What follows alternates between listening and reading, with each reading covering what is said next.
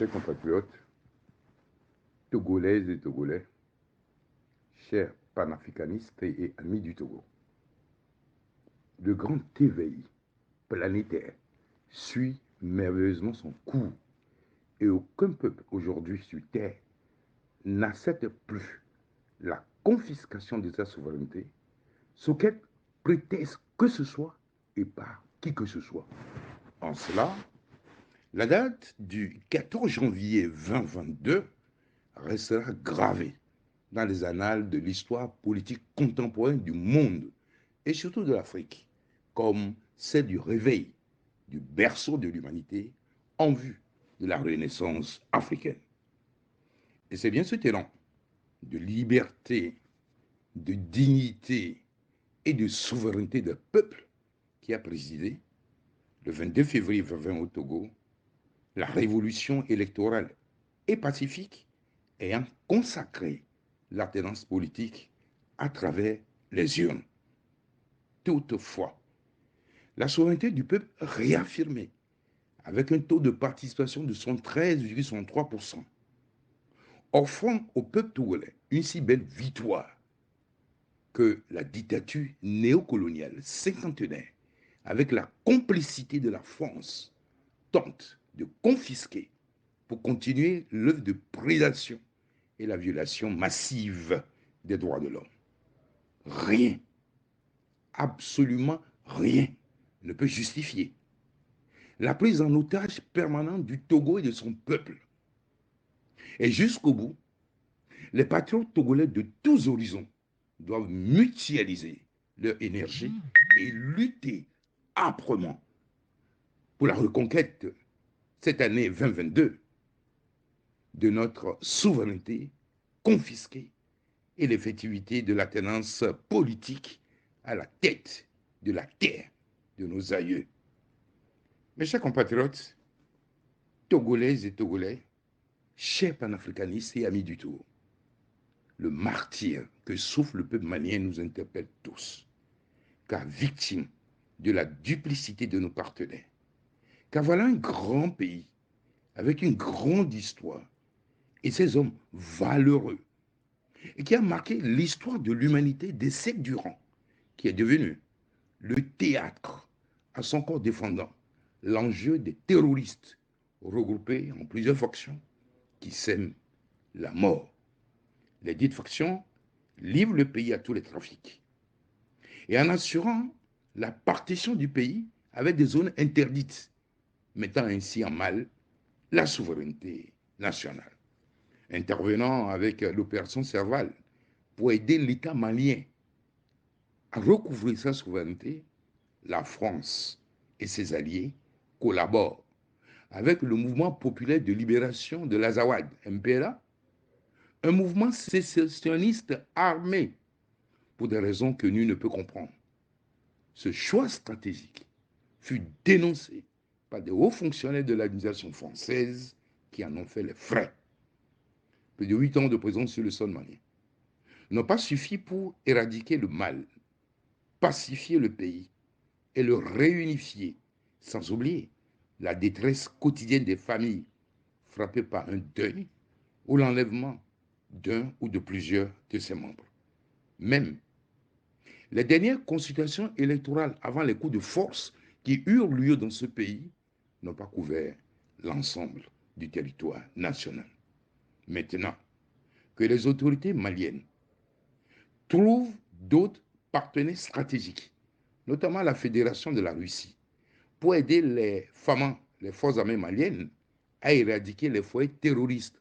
afin d'en assurer l'unité du pays avant de nouvelles consultations électorales, on observe ici et là des agitations et des injonctions de toute nature, avec des sanctions illégales et une surenchère de menaces tous azimuts, au point où l'on peut se demander si ces agitateurs en habit de messie aiment plus le Mali que les Maliennes et les Maliens.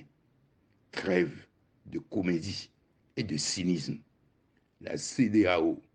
et l'UEMOA s'y mêlent et édictent des sanctions sans fondement juridique et contre même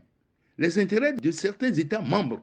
pour asphyxier le peuple malien et le retourner contre les autorités de transition. Je rappelle à ceux qui ne le savent pas que le Sénégal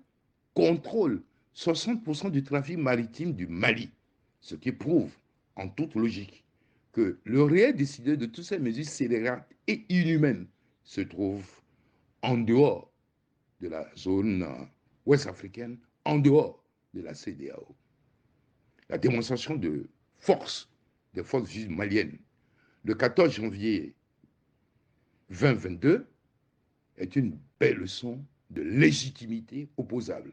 à ceux qui se cachent derrière cette belle expression consubstantielle à la démocratie pour assouvir le dessein funeste. Je tiens ici à exprimer mes vives félicitations à la DMK Mali, aux patriotes togolais et à tous les panafricanistes qui ont répondu massivement le 14 janvier 2022 à l'appel des autorités maliennes et lance un vibrant appel à toutes les bonnes volontés et plus de liberté, de dignité et de souveraineté des peuples, aux patriotes de tous horizons et à tous les panafricanistes de par le monde à manifester massivement partout sur la planète le 22 janvier 2022 leur solidarité au peuple frère du Mali, leur solidarité du moins au peuple togolais et l'Afrique dans notre lutte pour la souveraineté des peuples d'Afrique. Mes chers compatriotes togolais et togolais, chers panafricanistes et amis du Togo, vous et moi, et l'ensemble des panafricanistes, nous sommes les briseurs d'un système déshumanisant, injuste, au service d'une caste hideuse, tentaculaire, aux ramifications internationales, faisant des besoins de nos masses populaires une préoccupation marginale. Le combat pour l'autodétermination, la justice et la vérité des urnes que nous menons n'ont pour seul unique objectif que le respect de la souveraineté de notre peuple et le refus du jeu de nos partenaires dont l'objectif essentiel est la préservation de leur intérêt et la convoitise de nos ressources naturelles. La démocratie, le respect des droits de l'homme qu'ils abordent sur le pavillon respectif ne sont en réalité que des leurres pour des esprits naïfs. Le cas du Togo est particulièrement édifiant en la matière.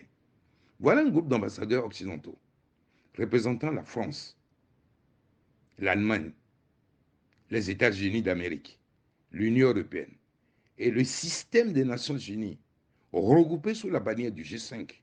témoins de la tragédie du peuple togolais et les graves dérives en matière de gouvernance et de violation des droits de l'homme au quotidien, et, et qui sont conscients de la tendance advenue le 22 février 2020, mais seront complices d'un pouvoir prédateur, coutumier de viles contorsions et du mensonge, et collaborent avec ce régime de faussaires au mépris des droits des peuples et de la violation des droits constitutionnels du candidat qui, ayant de façon magistrale remporté le scrutin, sans avoir violé les dispositions du code électoral, à contrario de l'usurpateur, mais contraint de vie cachée pour échapper à la mort, dans l'indifférence des vedettes et des grands défenseurs des droits de l'homme, et aussi de la CEDEAO, un organisme qui aura négativement contribué à maintenir le peuple togolais dans la servitude des décennies durant. Au fil des années, cette CEDEAO aura montré qu'elle n'est qu'un instrument au service de la domination néocoloniale.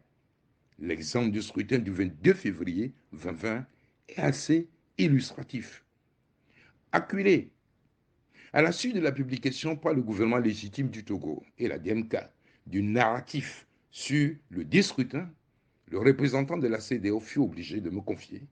que Fagne Singbe est le choix de la communauté internationale, au détriment de celui de la vérité des urnes. Vérité que confirme par ailleurs un autre candidat sans lequel Fagne Singbe, malgré sa défaite, est illégalement et sans légitimité installé dans le fauteuil présidentiel depuis des lustres et qu'il faut, en plus des élections, envisager autre chose pour mettre fin à cette forfaiture interminable. C'est pourquoi le gouvernement légitime du Togo et la DENCA sont résolus et déterminés à faire rétablir la vérité des urnes et à réaliser l'alternance conformément au choix souverain du peuple togolais le 22 février 2020. Cette volonté doit être soutenue par tous les républicains et les démocrates, sous peine de s'inscrire dans une démarche de folie, en se leurrant que demain, les résultats électoraux refléteront la volonté du peuple. La politique de répartition des suffrages en dehors des urnes continuera de prospérer avec la force brute et la corruption. Et c'est à ce titre que je lance un vibrant appel à la mobilisation générale des forces vives de la nation pour soutenir le peuple malien dans le combat panafricain pour la libération du continent, notamment l'Afrique subsaharienne, des forces prédatrices qui se trompent d'époque. De l'avis d'un diplomate de renom, d'une puissance internationale, le pouvoir togolais est illégitime, mais nos entreprises collaborent avec lui. Le G5, qui a pris sur lui la gestion du contentieux électoral depuis le 14 mai 2021, est resté muet jusqu'à ce jour, tandis que les suites de la rencontre du 9 décembre 2021 du gouvernement légitime du Togo et de la DMK avec les autorités de l'Union européenne, donc à Bruxelles, sont attendues avec la perspective d'échanges directs entre les usurpateurs et les vrais détenteurs de la légitimité populaire. C'est dans ce contexte que nous sommes saisis d'une réunion du CPC, cadre permanent de concertation, un autre gadget créé, tiré des décombres des CPDC, de tels souvenirs, pour rassembler l'ensemble des acteurs politiques convoqués par le pouvoir de fait de Lomé sur un ordre de jour inconnu. Il faut que ça cesse dans notre pays. Cette doctrine célèbre de feu Charles Pasqua, un homme politique français qui a l'habitude de dire, je cite, « Quand on est emmerdé par une affaire, il faut susciter une affaire dans l'affaire, et si nécessaire, une autre affaire dans l'affaire, jusqu'à ce que personne ne comprenne plus rien. » Fin de citation. Les Togolais sont lucides et savent ce qu'ils veulent.